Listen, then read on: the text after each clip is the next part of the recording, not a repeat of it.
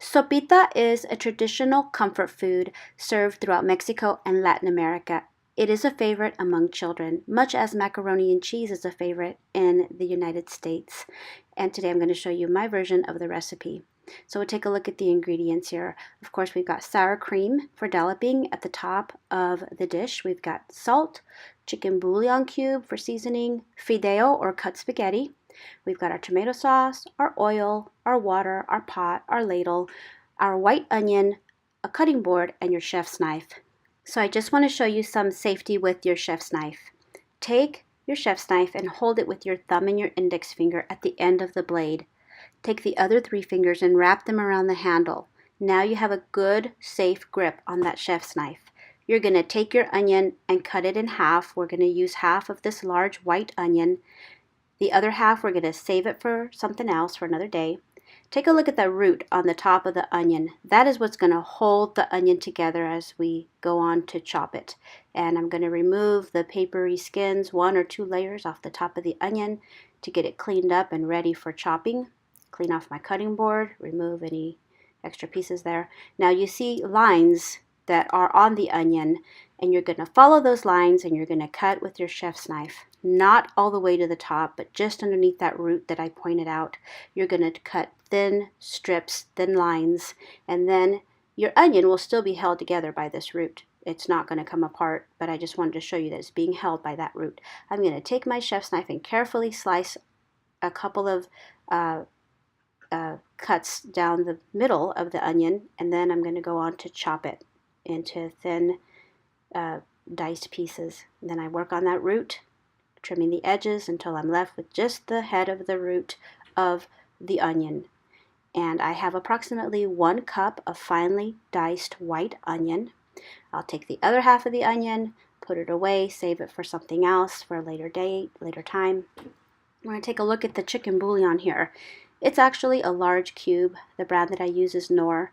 I usually take this cube, cut it in half, and then cut it in half again. So basically 1/4 of the Knorr bouillon cube, chicken flavor, is what I use for this recipe. I'll prep my can, get it ready, my tomato sauce. My pot is hot when I place the oil. I've got 2 tablespoons of canola oil, and that goes in when the pot is hot. And make sure it coats the pan and that your pot is ready to receive the onion.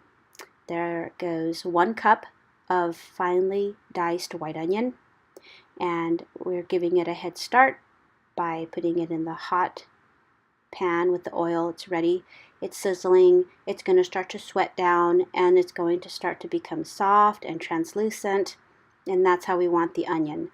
Once it reaches that point, we add the fideo or cut spaghetti, or you can also use vermicelli broken up, and you're going to saute this in the oil with the onion, and it's going to begin to develop a light toasty color on the pasta, and you'll notice that. So the tan color it's okay.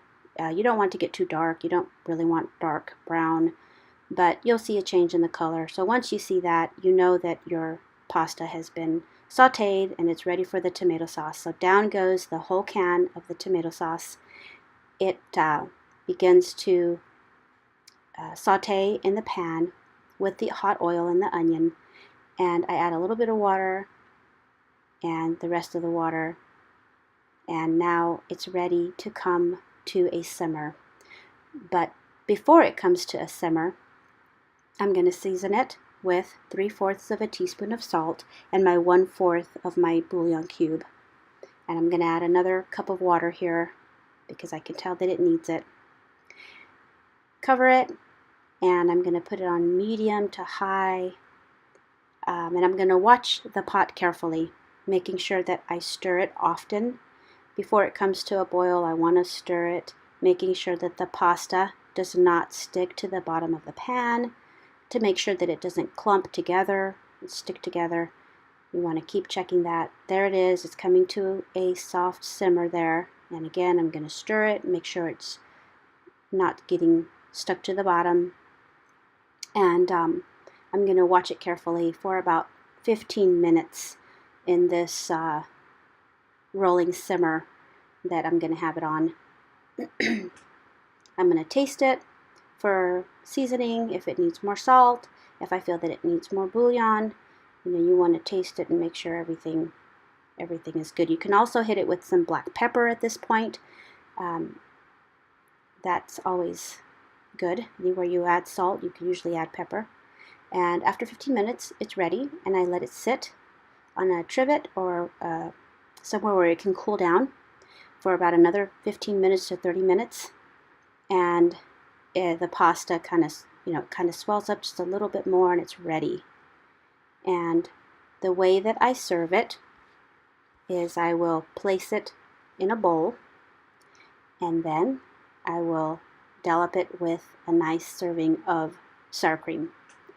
And this is what it looks like. The kids love to stir the sour cream in it. Not all the kids like sour cream, and I ask each child what they like.